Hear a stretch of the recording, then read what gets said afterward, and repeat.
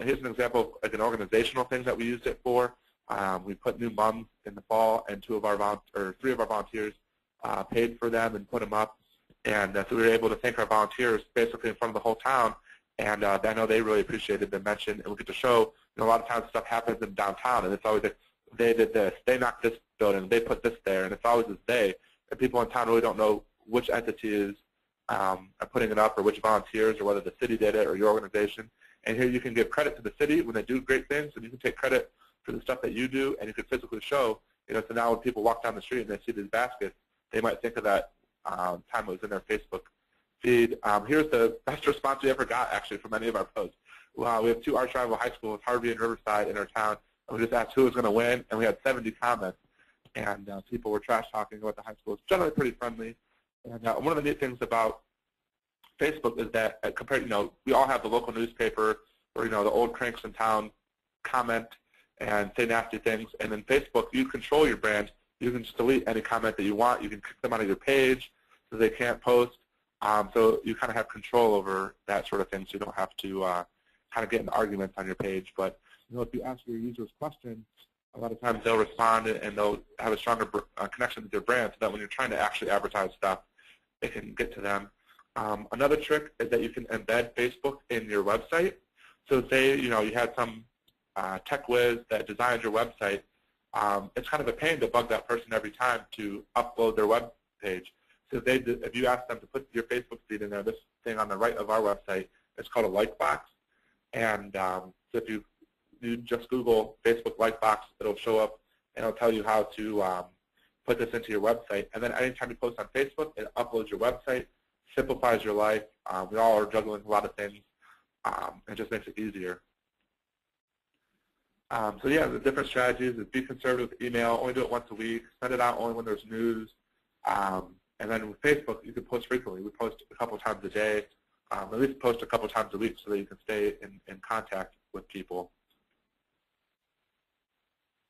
Yeah, the next thing that we're going to focus on is building your contact list. And that's the key thing here, is that I can email right now with the contact list that we built about 5,000 people with our email program.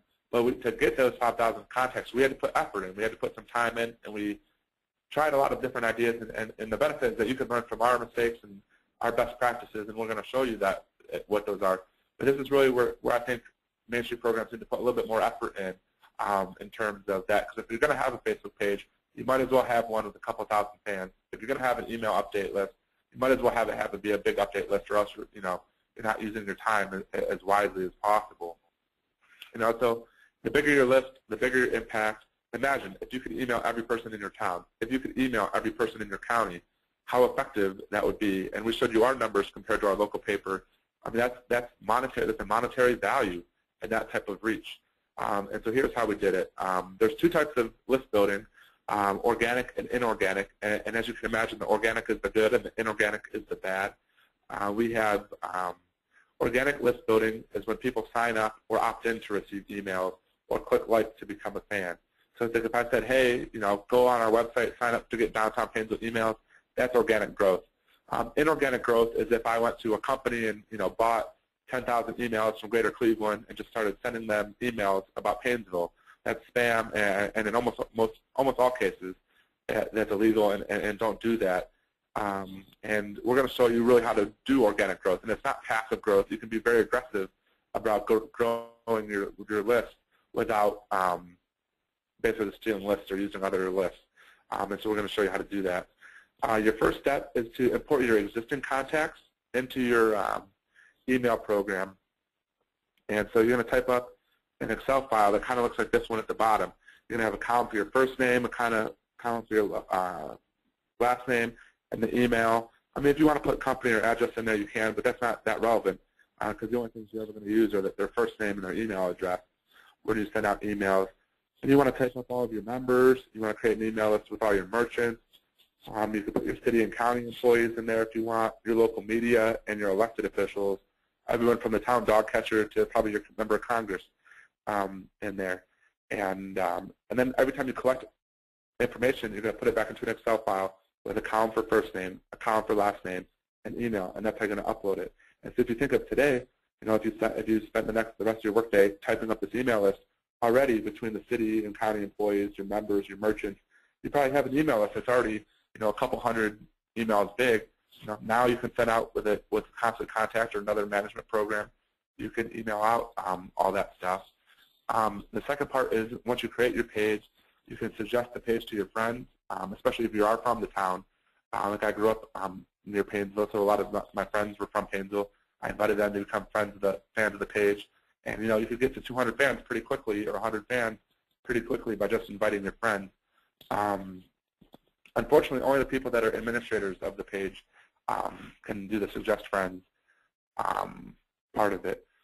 And now this is where most Main Street programs stop, in my experience, is that, you know, they get an email list of a couple hundred people at most, and then they might invite their personal friends to become fans of their page. But it really stops and kind of plateaus at about 200 contacts.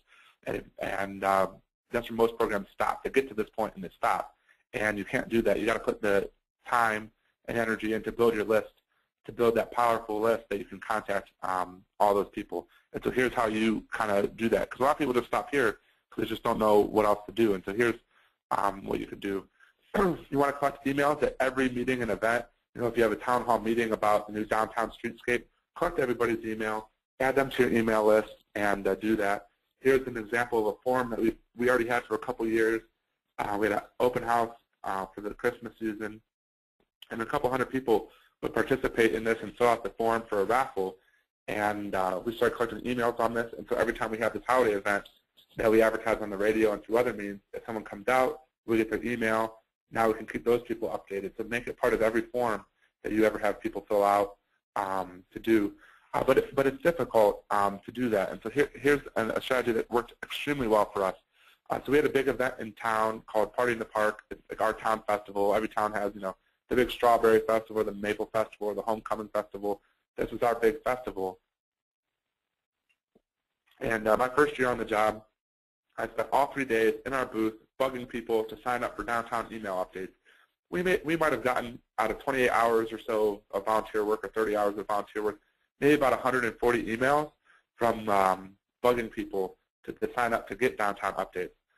Most people will refuse additional advertising. If you think about it, you might like Taco Bell. If it was a choice between you watching your favorite program or watching a Taco Bell commercial, you're going to live the rest of your life. So it's very difficult to get people to say, I want to, you kind of have to give them an incentive to sign up for your email. So this is a strategy that we did. We raffled off a netbook computer that cost $280 and got 1,400 emails out of it. We walked around the event. We didn't even run this event. We partnered with the organization that did.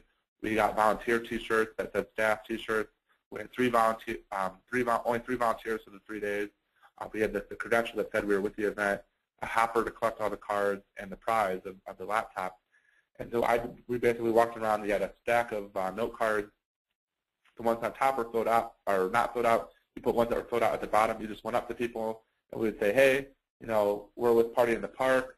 We're doing a free laptop raffle, and all you got to do to participate is to fill out this card. And we're already handing them the card. We're not saying, you know, do you want to participate? We're not giving them a chance to say no. Now the card's in their hand. They're reading it. They trust us because we're with the event. They fill out the email, the name, the zip code. You know, it's kind of annoying to give over your email or to write out your email, but for a chance to win a free computer, that's probably something they'll do. And we probably had about 90% of the people that we approached over the 3 days participate, and we got 1,400 emails, which was by far our best, most success we've ever had with that. So that's one idea to try. And you could partner with different events. You don't even have to run the event to do that. You also want to collect emails on your website because most visitors will never come back. And we do that just like Barack Obama does that, just like Coca-Cola and Nike. Everybody wants your email. But versus 3 years of having a website that collected emails versus this one event promotion, we got more in these 3 days than we did in 3 years of having on our website because it's not passive. We're literally walking around bugging people and giving them an incentive to give us their emails. Now this is going to be the more technical part of the program about how you can build your Facebook list. And so just like a website, most people will only visit your page maybe once if they click on it. And so in that one visit, you have to think, what is the best way for us to get them to click like? Because once they click like on this page, that way your updates are now going to their feed, and they're part of your advertising sphere. And so you really have one chance to convert fans. And so if you're not a fan of our page, if you pulled up Downtown Painesville on your computer right now, this is what you would see. And we're basically trying to encourage you to click like. We tell you right away, you got to click like to get to the content, and we make it seem like to get to anywhere else on our page, that's the first step. And we're going to teach you how to build that sort of landing page. Generally, if you are a fan, you're automatically directed to the wall. This is what our Facebook page looks like right now. So it's our post. You can click to write something, and it shows up here. And your fans, by default, automatically see this page. And so you can have a different landing page for your non-fans, but it's for your fans. So it's kind of an effective strategy. So we developed this custom landing page, and this is what everybody sees that's not already a fan. So it's a very effective front gate because we're trying to turn our conversion as high as possible to get people to click like. Because if they visit our page once and don't come back, most people are not going to come back. It's going to be when we get access to their feed, and they have to click that little button at the top for us to get that. So here's how Facebook list building goes. If you look at the graphic,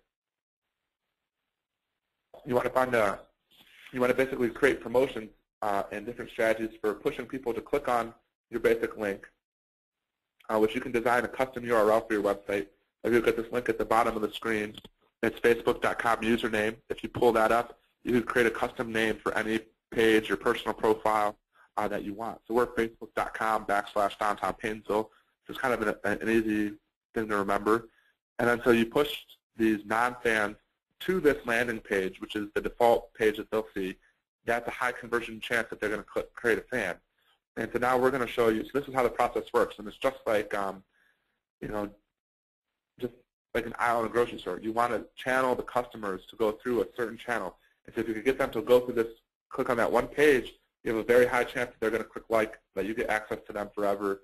And so you want to promote that basic and direct people to that basic URL. And here's how we do it. This is what we call our event photo strategy. We go around to events that are already happening in our neighborhood and take people's pictures and say, hey, do you want to have your picture taken for the Painesville Facebook page? 90% of the people say, oh, yeah, sure, why not?